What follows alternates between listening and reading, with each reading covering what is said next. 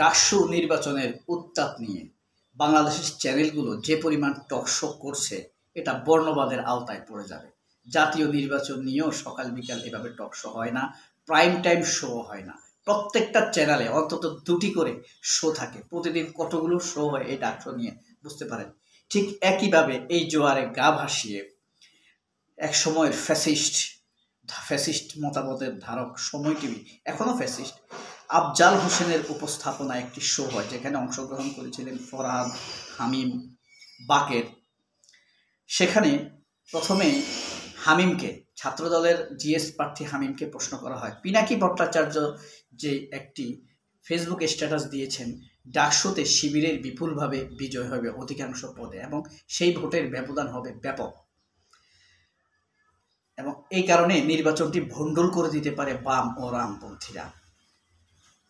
এই আশঙ্কা পিনাকি ভট্টাচার্য করেছেন। এই ব্যাপারে আপনি কি বলবেন? তখন হামিম বলেন, পিনাকি ভট্টাচার্যের মতামতের ব্যাপারে আমি কথা বলতে চাই না, তবে পিনাকি ভট্টাচার্য ডাকসুর ব্যাপারে জানেন না, তিনি তো আর ডাকসুর ছাত্র নয়, সুতরাং এই ব্যাপারে আমি কথা বলতে চাই না। জয়ের ব্যাপারে আমি শতভাগ আশাবাদী।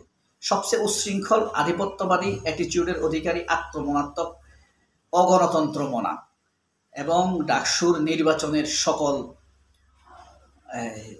নির্বাচনী বিধিমালা লঙ্ঘনকারী এই শেখ তানভীর হামিম এভাবেই পিনাকি ভট্টাচার্যের প্রশ্নকে, আশাবাদকে ভয়ে এড়িয়ে যান। এরপরে বাকের হোসেনকে প্রশ্ন করা হয় একইভাবে। বাকের হোসেনও বলেন, ঢাকা ইউনিভার্সিটির ব্যাপারে পিনাকি ভট্টাচার্য কিছু জানেন না। ঢাকা বিশ্ববিদ্যালয়ের কালচার বুঝতে হলে তাকে একবার এসে ঘুরে দেখতে হবে। তবে পিনাকি ভট্টাচার্যের কথাকে আমি আমলে নিতে চাই না। তিনিও জয়ের ব্যাপারে আশাবাদী। ডাকসুর পরিবেশ ভিন্ন, পিনাকির প্রেডিকশন সঠিক নয় বলে তিনি অভিহিত করেন। ফরহাদ অনুষ্ঠানে আসতে কিছুটা দেরি করেন।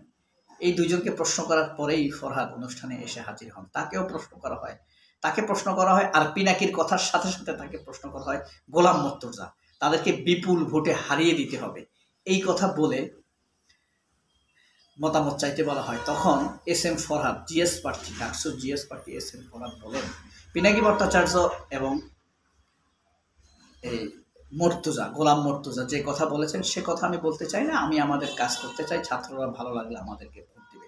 সম্পূর্ণ গণতান্ত্রিক নম্র ভদ্র ভাষায় তিনি কথা বলেন। প্রিয় বন্ধুরা, ডাকসুর নির্বাচনে এবারে ইলেকশনে বিপি প্রার্থী হয়েছে 48 জন, পদ হলো 28টি। 48 জন লড়বে, মোট পদ 28টি। একটি ভিপি পদের জন্য 48 জন লড়বে। জিএস প্রার্থীর জন্য লড়বে 19 জন, এজিএস প্রার্থীর জন্য লড়বে 28 জন। গোলাম মর্তুজা শিবিরকে নিয়ে একটি ফেসবুক স্ট্যাটাস ও ভিডিও দিয়েছেন। তিনি সেখানে বলেছেন, শিবিরকে কোনোভাবেই জিততে দেওয়া যাবে না, বিপুল ভোটে হারিয়ে প্রমাণ করে দিতে হবে মৌলবাদী এই উগ্র শক্তি বাংলাদেশের জন্য নয়, গণতন্ত্র বিরোধী এই শক্তিকে দাবিয়ে দিতে হবে।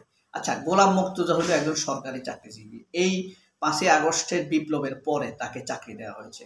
এই বদমাইশ, অপদার্থ, শুয়োরের বাচ্চা পাঁচ, সে যে চাকরি করে, এই চাকরি তো ফরহাদের বাবাও ট্যাক্স দেয়, ফরহাদের চাচা যারা আত্মীয় স্বজনরা ট্যাক্স দেয়, আমরা ট্যাক্স দেয়। ফরহাদ যে রাজনৈতিক দলের বিশ্বাসী, সেই দল সরকারকে প্রতি বছর কত টাকা ট্যাক্স দেয় এই শুয়োরের বাচ্চা কি জানে? সেই টাকায় এই গোলাম মর্তুজার বেতন হয়, উপদেষ্টাদের বেতন হয়। 53,000 কোটি টাকা ট্যাক্স দেয় ফরহাদ যে আদর্শ লালন করে, এই আদর্শের লোকেরা বাংলাদেশকে 53,000 কোটি টাকা প্রতি বছর, মানে সামগ্রিক পুরো সংগঠন একসাথে 53,000 কোটি টাকা ট্যাক্স দেয়। তাহলে বুঝেন, আমাদের ট্যাক্স খেয়ে, এই সাধারণ মানুষের ট্যাক্স খেয়ে, কিশোর কুমার কামালের ট্যাক্সের টাকায় তার বেতন হয়, সে কি এই স্ট্যাটাস দিতে পারে? সে কি এরকম পার্শিয়াল অবস্থান নিতে পারে? এসব লোকেরা যদি বিচারক হতো। এই কারণে আমি বলি, এই যে সালমান এফ রহমানের কামলা খালেদ মহিউদ্দিন, সে যে ম্যাজিস্ট্রেট ছিল, সে তার রায়গুলো, জামিনগুলো কি নিরপেক্ষভাবে দিতে পেরেছে? সে কি সততার সাথে তার চাকরি জীবনটি কাটাতে পেরেছে? পারেনি। কারণ এরা ভেতরে লালন করে ফ্যাসিবাদের পক্ষেই এদের অবস্থান। এই গোলাম মর্তুজার এই অবস্থানকে আমি তীব্রভাবে নিন্দা জানাই। আপনারা তীব্রভাবে নিন্দা জানান। ফেসবুকে গোলাম মর্তুজাকে, গোলামের বাচ্চা গোলামকে, ভারতের গোলামকে একটি স্ট্যাটাস দেন, তার পদত্যাগ চান এবং তাকে গালি দিবেন।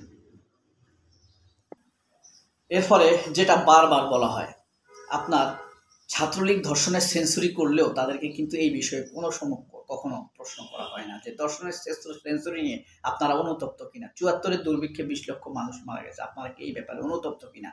আওয়ামী লীগের হাতে, আওয়ামী লীগের সময় ৪৩,০০০ ধর্ষণের শিকার হয়েছে, আপনারা কি এই বিষয়ে অনুতপ্ত কিনা। এইসব ধ্বজাধারী উপস্থাপকেরা বা উপস্থাপিকারা, রোকসানা আঞ্জুম নিকোলেরা, সোমারা, নবনীতা চৌধুরীরা, খালেদ মহিউদ্দিনরা আওয়ামী লীগের লোকদেরকে, ফ্যাসিস্টদেরকে এই প্রশ্ন কখনো করে না।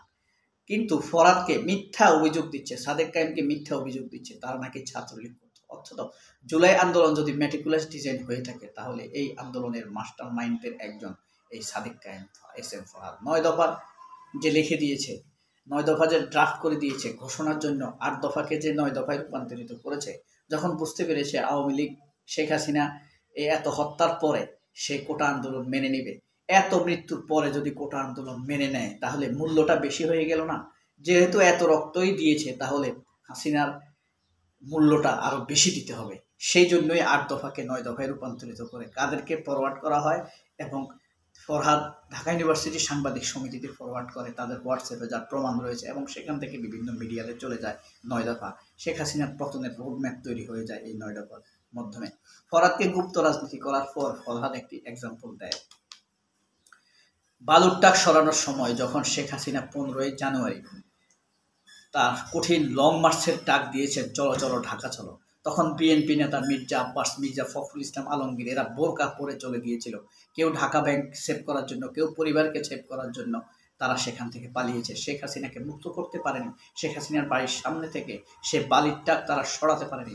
সেই ফ্যাসিবাদ বয়ে বেড়াতে হয়েছে 17 বছর যাবৎ আমাদেরকে, সেই কষ্ট ভোগ করতে হয়েছে এই দেশের মানুষকে। কত মানুষ খুন হয়েছে, এটা মির্জা ফখরুল, মির্জা আব্বাসের ব্যর্থতা। অথচ শেখ হাসিনা খালেদা জিয়ার ডাকে সেদিন সাড়া দিয়ে শিবিরের একজন শপথের কর্মী উপস্থিত হয়েছিলেন, তিনি খালেদা জিয়ার নির্দেশ অমান্য করে সরে যাননি।